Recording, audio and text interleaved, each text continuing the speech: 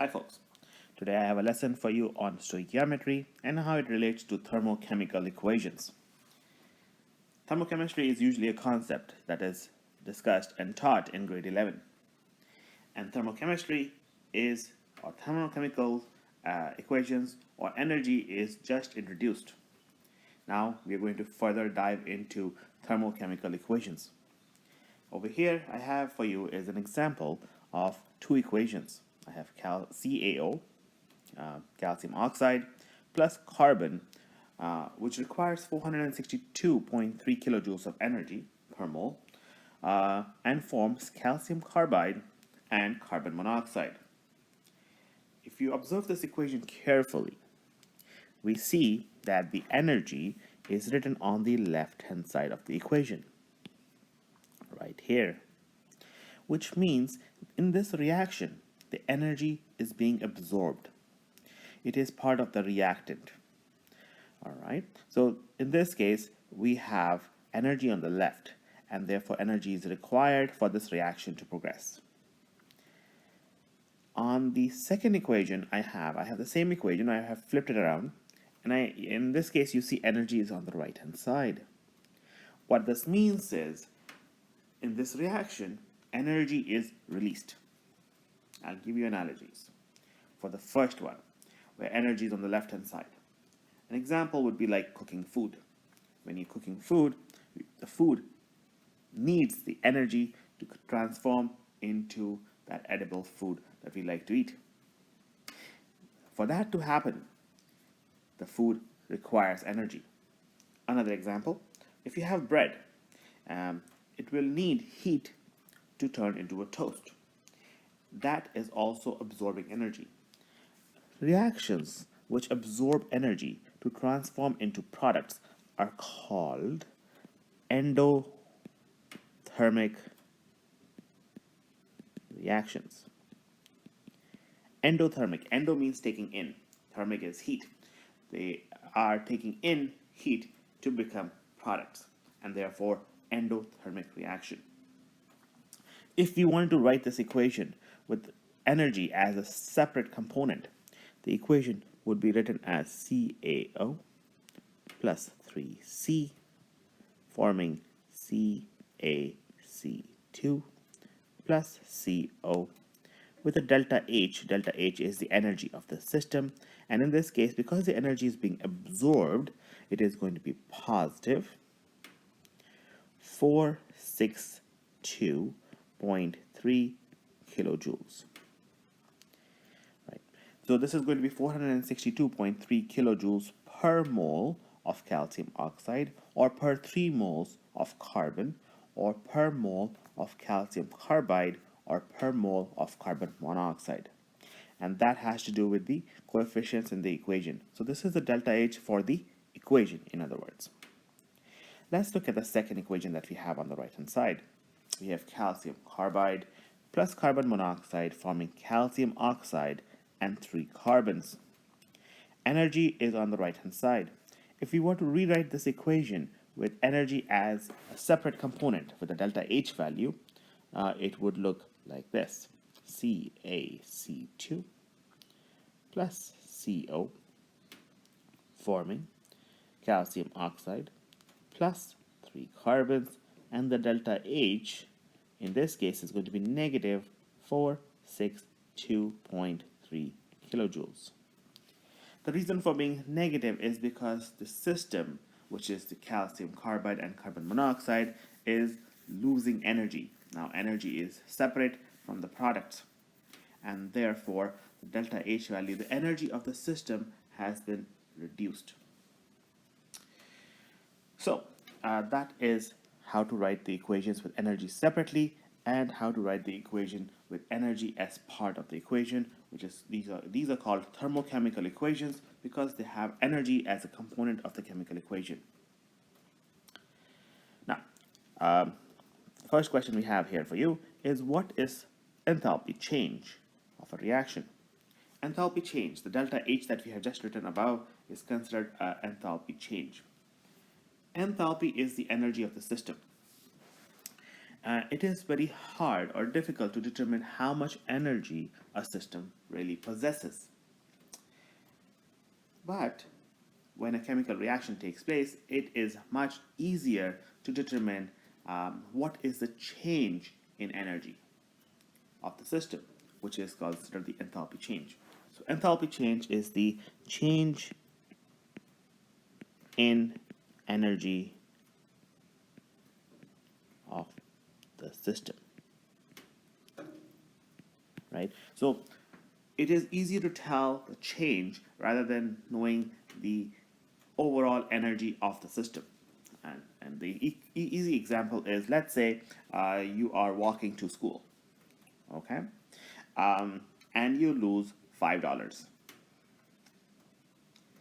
Now, it is hard to tell what was your net worth before, and it is hard to tell what your net worth is afterwards. For that, we will have to go into the bank balances and policies and other things. But to determine the change in energy or change in net worth, since you lost $5, your net worth has gone down by $5.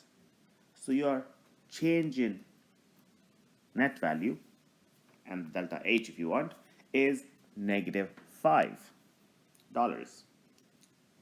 In the same way, if you won the lottery or the raffle and you got $2,000, it is much easier to calculate your change in net value rather than figuring out your net value. So your net worth would have gone up by 2,000 because you just won a raffle for $2,000, and therefore the delta H would be plus 2,000 if it was for a person and you're looking at money. In this case, we are looking at energy. In the same way, when it is easier to tell the change in energy of the system rather than finding the absolute energy of a system. Right, and so that is enthalpy change. So enthalpy change is essentially the change in energy of the system. If the system absorbs energy, so endothermic, the system absorbs energy, the delta H is going to be positive. And if the system releases energy, and we can write it here, it is called exothermic reaction.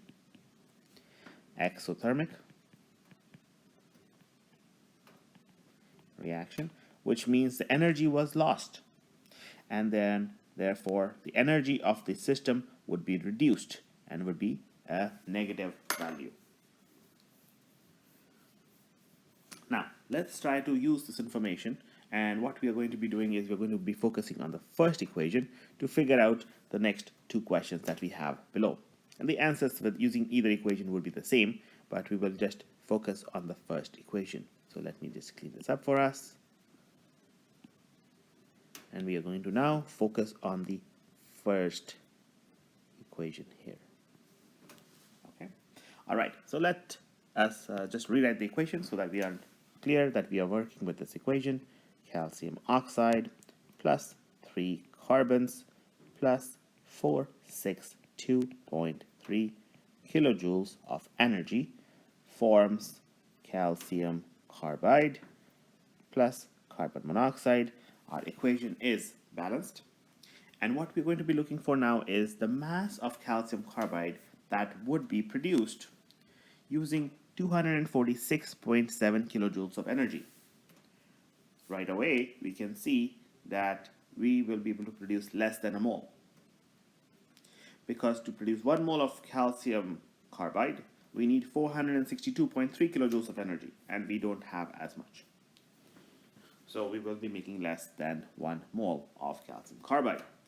But we are looking for the mass, and let's actually work through the problem and figure out what is the mass of calcium carbide that is produced. So I will write my statement: mass of calcium carbide is equal to the amount of energy that is given to us. We have 246.7 kilojoules of energy that is provided, times, using the balanced chemical equation, we can use them as conversion factors, right? And you did conversion factors in grade 9 and grade 10, how to use conversion factors to convert one piece of information into another, and we're going to use the same skill here. We have to convert information about energy into calcium carbide. So what we're going to do is we are going to focus on two areas of this equation, the amount of energy and the calcium carbide, the coefficient in front of it. So the conversion factor, the amount of energy, we want to cross out the energy, so it will be at the bottom, 462.3 kilojoules, and we want to convert the information into information about calcium carbide, and therefore calcium carbide will be on top, 1 mole of calcium carbide. So 1 mole of calcium carbide is produced when we consume 462.3 kilojoules of energy, so this is our conversion factor. When we solve this, we will be able to cross out the kilojoules and the kilojoules. The answer will be in terms of calcium carbide, but it will be the moles. We want to convert it into mass. So we have to multiply it. Moles times molar mass is mass, right? This is from grade 11. So we need to find the molar mass of calcium carbide. So just calculating the molar mass of calcium carbide, the carbon is 40.08 plus carbon is 12.01 times 2. So calcium was 40.08, carbon is 12.01, but we have 2 carbons, so times 2, which gives us a total of 64.10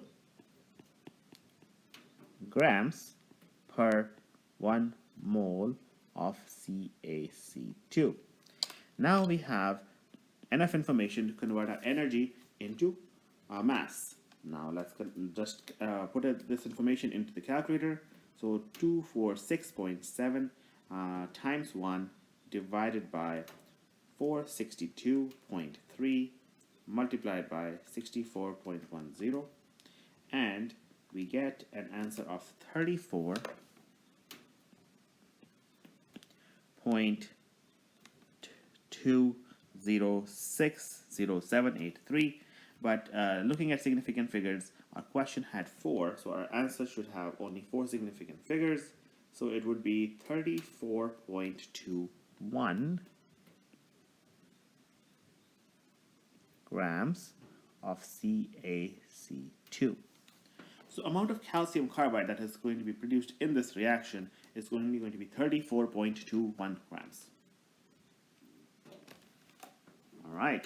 So this is how we can relate our energy into our reactants and products as well. So it is going to consume, if you're writing a statement, the system is going to consume 246.7 kilojoules of energy, or it's going to absorb 246.7 kilojoules of energy to produce 34.21 grams of calcium carbide, assuming, obviously, that the calcium oxide and carbon is in excess, sufficient amounts to perform the reaction. I have another example here at the bottom for you, which is calculating the mass of carbon monoxide. So when we have 743 kilojoules of energy, so this question is going to be done almost the same way as the question we just did, and I'm going to again rewrite the equation for us at the bottom here. Calcium oxide plus 3 carbons plus 462.3 kilojoules of energy forms calcium carbide plus carbon monoxide. And in this scenario, we have the amount of energy given to us as 743 kilojoules of energy.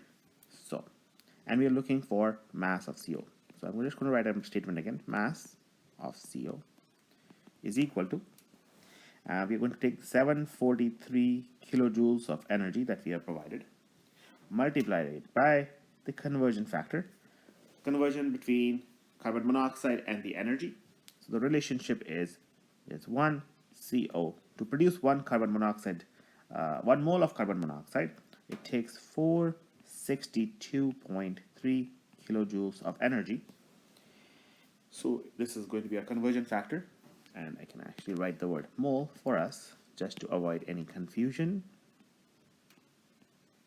Okay, there we go. So by performing this calculation, the kilojoules, if you see the units of kilojoules, they will cancel out. But we are looking for the mass. So to find the mass, we have to also take the moles and multiply by the molar mass. Molar mass of carbon monoxide is 12.01, which is one carbon's molar mass, plus 16.00, which is equal to 28.01. 28.01 grams in every mole of CO. Now, moles of CO and moles of CO will cancel out. There we go. That was the whole idea. Energy will cancel out, and our final answer will be in grams, and that is what we are looking for. So now we can go ahead and use our calculator to plug all the values in. So 743 divided by 462.3 times 28.01, and that gives us an answer of 45.01715336. Looking at the question, we have three significant figures. 7, 4, and 3 is three significant figures. So the answer will be only worth three significant figures, 45.0 grams. So in other words, if we have 743 kilojoules of energy, we would be able to produce 45.0 grams of carbon monoxide. I hope you enjoyed this lesson. Please like, subscribe. Your like and subscribe really helps the channel improve and helps us bring more lessons to you.